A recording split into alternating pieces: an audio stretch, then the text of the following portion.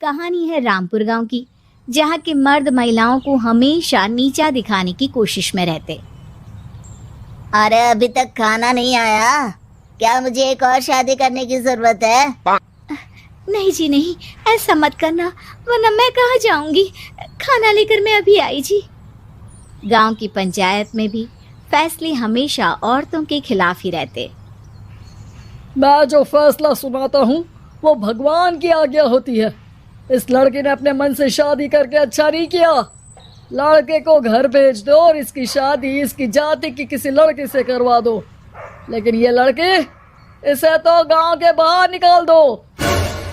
नहीं नहीं जमींदार साहब, ये क्या बोल रहे हैं? ऐसा नहीं हो सकता। मेरी बेटी मासूम है, इसे अच्छे बुरे की समझ नहीं है। अरे कहाँ जाएगी ये बेचारी? कहाँ जाएगी? इतनी चिंता है तो पूरे परिवार का गांव निकाला कर देते हैं। बेचारे पूरे बसे बसाए परिवार को गांव छोड़ना पड़ता है। चाहे जो हो, अगर बेटियों को कंट्रोल नहीं कर सकते तो गांव में रहने का कोई मतलब नहीं है। यहाँ औरतों को दब कर रहना होगा। कोई भी अपने हिसाब से कुछ नहीं कर सकता, सब ईश्वर की मर्जी से ही होगा। तभी गांव का एक आदमी दौड़ा दौड़ा आता है। सरपंच साहब, जमींदार साहब, वो कालिया है ना, उसकी बेटी पढ़ने के लिए शहर जा रही है। अच्छा, ये कब हो गया? और कालिया की हिम्मत कैसे हो गई ऐसा करने की? लेकर आओ उसे और उसकी बेटी को। बस फिर क्या था, हाजिर हो जाते हैं कालिया और उसकी बेटी सरपंच के सामने। अरे कालिया, ये क्या सुनने में आ रहा है? बेटी को इंजीनियर बना रहा है तू? और ये बता, गांव में तो स्कूल नहीं है, फिर कहाँ से इतनी क्लास पास कर गई तेरी बेटी? राधा, जो कि कालिया की बेटी है, उसे लगता है कि सरपंच उसकी तारीफ कर रहे हैं। सरपंच जी, मैंने ऑनलाइन पढ़ाई की है, डिस्टेंस लर्निंग से। सभी में मैंने अच्छे नंबर पाए हैं, जिसे देखते हुए शहर की इंजीनियरिंग कॉलेज में मुझे स्कॉलरशिप मिली है। वाह जी वाह, क्या होती है ये? पहले तो ये बताओ, फिर आगे की बात करते हैं। पूरा गांव राधा की बात सुन रहा था और राधा बोलती जा रही थी। तो ऐसे मैं फ्री में एक अच्छी शिक्षा लेकर गांव में जो कुछ परेशानियां हैं, जैसे बिजली, पानी और इंटरनेट जैसी समस्याओं के लिए काम करूंगी। मैं गांव को शहर से जोड़ने के लिए पुल का निर्माण करवाने का प्रस्ताव रखूंगी। मुझे पूरी उम्मीद है कि जल्द ही हमारा गांव भी तरक्की की राह पर चल पड़ेगा। राधा की बात सुनकर सारे गांव वाले ताली बजाने लगते हैं। सरपंच को समझ नहीं आता कि वो क्या करे। चुप रह नादान लड़की, गांव के खिलाफ जाने के लिए तुझे गांव से बेदखल कर दिया जाएगा, वो भी पूरे परिवार के साथ। और हाँ, अगर ठीक से गांव में रहना चाहती है तो ये पढ़ाई लिखाई छोड़ दे। हम तेरे लिए गांव का कोई होनहार लड़का देखेंगे। तभी गांव का एक आदमी बोल पड़ता है।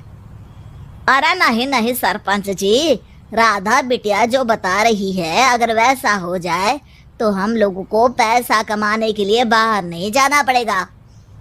हाँ जी, और ना ही कोसों दूर पानी के लिए भटकना पड़ेगा। हमारे बच्चे भी अच्छी पढ़ाई कर सकेंगे और आगे बढ़ेंगे, ना कि हमारी तरह खेती करते बैठेंगे। क्यों गांव वालों, राधा बिटिया का साथ देना चाहिए ना।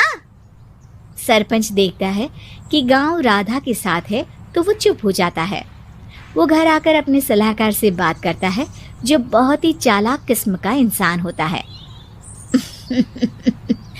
अरे सरपंच साहब, आपको बहुत ही होशियारी से काम लेना पड़ेगा। एक बार गांव तरक्की कर गया, यहाँ के बालक पढ़ लिए तो कोई ना पूछेगा आपको। और फिर ये जो बेटा और बेटी है ना आपके, इनको भी आम लोगों की तरह ही जीवन जीना होगा। हाँ, लेकिन करे तो क्या करे?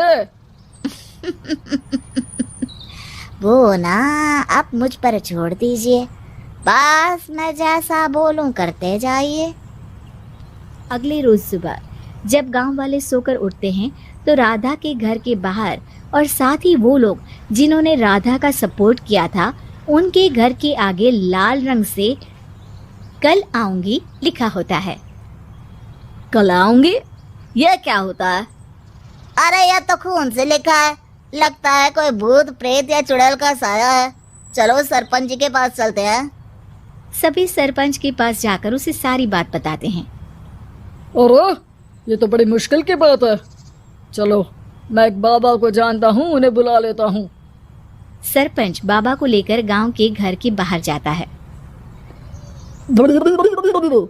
ओहो, तो ये वो चुड़ैल है जो उन लोगों को निशाना बनाते हैं जो गांव को बदलने का सपना देखते हैं। वो गांव को ऐसे ही संपन्न देखना चाहती है, वो नहीं चाहती कि कोई बाहरी यहाँ का कायाकल्प करे। क्या तुम लोगों में से किसी ने गांव को बदलने की सोच रखी है?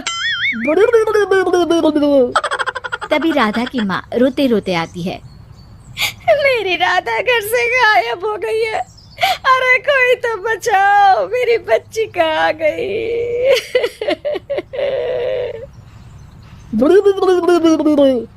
ले गई वो चुड़ैल, तेरी बच्ची को ले गई। अब वो उसे श्रापित करके छोड़ेगी, उस पर चुड़ैल का साया हो जाएगा। तभी बुरी सी हालत में राधा भी वहां आ जाती है। उसके बाल चुड़ैल की तरह फैले होते हैं और कपड़ों में खून लगा होता है। सभी राधा को देखकर डर जाते हैं। माँ, पता नहीं मुझे कौन उठा कर ले गया था। अरे दूर दूर हो जा चुड़ैल, अब हम लोग इस गांव में नहीं रुकेंगे। अरे कैसे बातें कर रहे हैं आप? कल तो आप मेरे भरोसे गांव का हुलिया बदलने, अपने बच्चों को पढ़ाने और तरक्की उन्नति की बात कर रहे थे, तो आज क्या हो गया आपको? ये फिर तुम लोगों को बहकाएगी। ये चुड़ैल गांव में आ चुकी है, ऐसे ही ये तुम्हारे घर के बच्चों को भी ले जाएगी।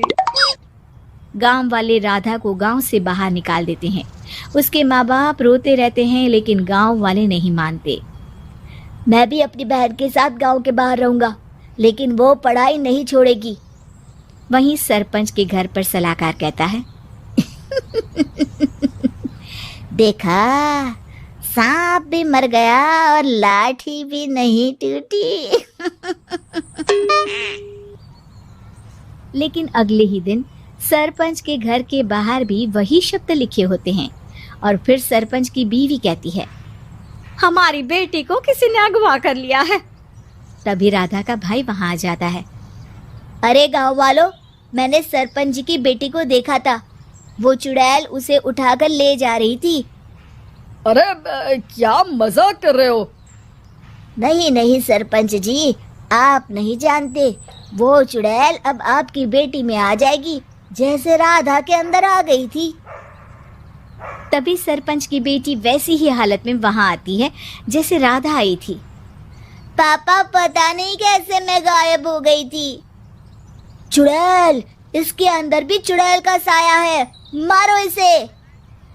अरे नहीं नहीं, इसे भी राधा के पास गांव के बाहर ही भेज दो। अरे चुप रहो, मेरी बेटी कहीं नहीं जाएगी और चुड़ैल वुड़ैल कुछ नहीं होता है। अरे कैसे बात कर रहे हो सरपंच जी? आप तो बोल रहे थे कि आपका फैसला भगवान का ज्ञान होता है, तो अपने पर बात आई तो अब आप ऐसे बोल रहे हैं। अरे ना ना ना, आपको अपनी बेटी को त्यागना ही होगा। अरे बुलाओ बाबा को। राधा का भाई बाबा को ले आता है, जिसे अब गांव वालों के डर के कारण सच बोलना पड़ता है। मैं कोई बाबा नहीं हूँ, मैं तो मोची था। ये सलाहकार महोदय ने मुझे कहा था एक्टिंग करने को। अब वो मुझे पैसे देने वाले हैं। अब मुझे माफ कर दो। गलती हो गई, मुझे माफ कर दो। तभी वहां राधा आ जाती है।